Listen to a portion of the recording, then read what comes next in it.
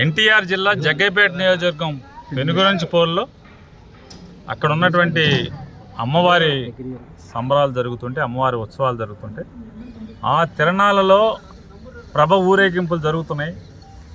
ఆ ప్రభల ఊరేగింపుల్లో ఒక ప్రభకు సంబంధించినటువంటి ఊరేగింపులో వైఎస్ఆర్ కాంగ్రెస్ పార్టీ వాళ్ళు దాంట్లో పాల్గొనడం జరుగుతుంది. అట్లాగే వేరే ప్రభలో తెలుగుదేశం పార్టీ వాళ్ళు వాళ్ళ ప్రభ తీసుకుని వస్తున్నారు. వస్తున్న క్రమంలో పోలీసులు అందరూ ఉండగా, పోలీసులు పెద్ద ఎత్తున ఉండగా తెలుగుదేశం పార్టీకి సంబంధించినటువంటి ప్రభ దగ్గర ఉన్నటువంటి తెలుగుదేశం పార్టీ పసుపు పచ్చ కండువాలు వేసుకుంది.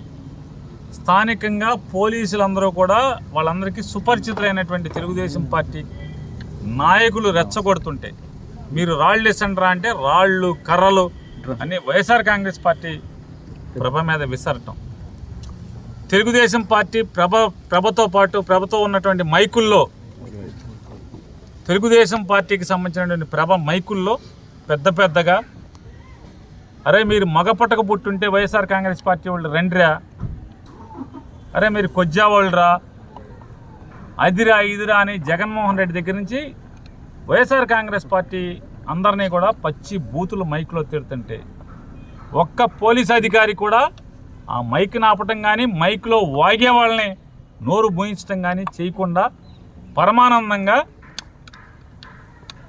ఒక ఎంఎస్ సుబ్బలక్ష్మి గారిదో మంగళంపల్లి బాలమురళీకృష్ణ గారిదో తమన్ పాటలో విన్నంత ఆనందంగా వాళ్ళు ఆ తిట్టే తిట్లని అవన్నీ కూడా శ్రావ్యంగా ఆలకిస్తున్నారు పోలీసు అధికారులందరూ కూడా. ఎన్టీఆర్ జిల్లా పోలీసు అధికారులు ఆత్మరక్షణలో భాగంగా వీళ్ళు రాళ్ళు ఇసురుతుంటే అటు ఇటు తోపులాట జరిగింది. ఇది వాస్తవం జరిగింది. అక్కడున్న పోలీసులు ఒక్కళ్ళు కూడా ఒక్కరంటే ఒక్కరు కాకి బట్టలు వేసుకున్నామే,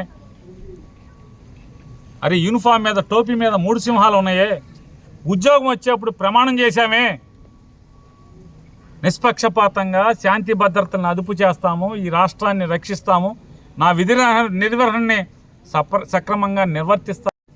ఆ పెద్దలు ఎవడు కూడా ఒక్కడంటే ఒక్కడు కూడా కంట్రోల్ చేయలేదు, కట్టడి చేయలేదు.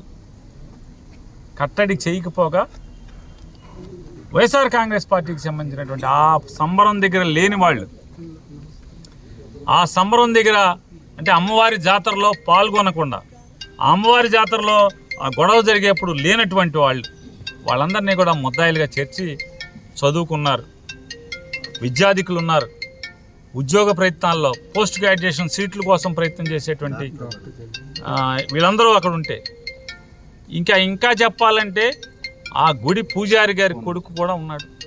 వీళ్ళందరూ అంటే జాతరలో అమ్మవారి ప్రభకి పూజ చేయడానికి వచ్చినటువంటి పూజారి కొడుకు కూడా ముద్దాయిగా తీసుకొస్తారు.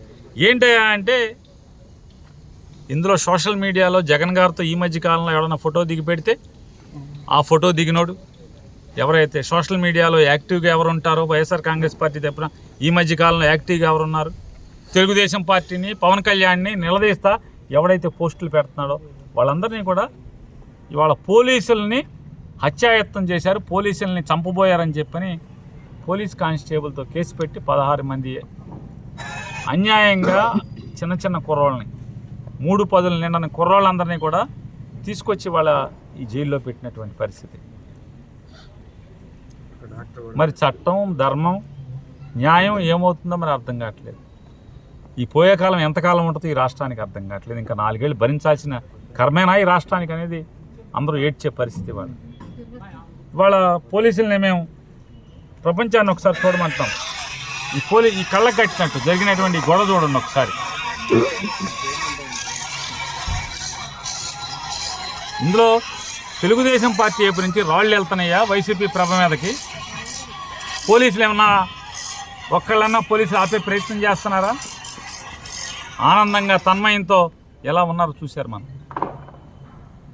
అంటే ఇంత పచ్చిగా పసుపు పచ్చగా ఉద్యోగం చేస్తే పోలీసులు ఈ రాష్ట్రంలోని ప్రజలకి ఏం నేర్పిస్తుంది పోలీస్ వ్యవస్థ అని అడుగుతున్నాను. కిరాయి మోకల్ని రౌడీ మోకల్ని కట్టడి చేయాల్సినటువంటి కాకి చొక్కా ఈ రకంగా కిరాయి మోకలకి, రౌడీలకి, దౌర్జన్యకారులకి మీరు ఒత్తాసు పలికి పోలీసులతో ఈ రకంగా కేసు పెట్టించి రాళ్ళేసి కొట్టిందేమో తెలుగుదేశం వాళ్ళు, ఆ రాళ్ళ దెబ్బలేమో రాళ్ళు ఈ పోలీసులకి ఎక్కడన్నా దెబ్బ తగిలి ఉంటే అదేమో తెలుగుదేశం వాడు ఇచ్చిన రాయితో దెబ్బ తగిలితే వైసీపీ వాళ్ళ అనామకులందరినీ, అమాయకుల్ని తీసుకొచ్చి వాళ్ళ కేసులో పెట్టారు. ఇది పోలీసులు ఒకసారి ఆత్మవిమర్శనం చేసుకోమని చెప్పని మరీ ప్రత్యేకించి పెనుగంచి ప్రోలు లేదా జగ్గయ్యపేట, నందిగామ సబ్ డివిజన్లో పోలీసులందరినీ కూడా మేము ప్రశ్నిస్తున్నాం. ఇది ధర్మమేనా మీ కాకి చొక్కాకి అని చెప్పి అడుగుతున్నాను. వాస్తవాలను వదిలేసి, ధర్మాన్ని వదిలేసి, న్యాయాన్ని వదిలేసి చట్టాన్ని తెలుగుదేశం పార్టీకి తొత్తులాగా మార్చే ప్రయత్నం చేయటం ఖచ్చితంగా ఇటువంటి తప్పులకి, ఇటువంటి చట్ట వ్యతిరేక కార్యక్రమాలకి, ఇటువంటి చట్టాన్ని తెలుగుదేశం పార్టీకి చుట్టంగా మార్చేటువంటి ఎవరెవరైతే వ్యక్తులు కాకి బట్టల ముసుగున ఉన్నారో వారందరినీ కూడా ఖచ్చితంగా న్యాయం ముందు ఏదో ఒక రోజు రాబోయే 3 ఏళ్లలోనో 4 ఏళ్లలోనో 5 ఏళ్లలోనో మీరు సమాధానం చెప్పాల్సిన పరిస్థితి ఉంటుంది అనేది గుర్తుంచుకుంటే మంచిది. తెలుగుదేశం పార్టీ ఏం జీతాలు ఇవ్వట్లా, తెలుగుదేశం పార్టీ ఖజానా నుంచో పార్టీ అకౌంట్ నుంచో జీతాలు రావట్లేదు కదా.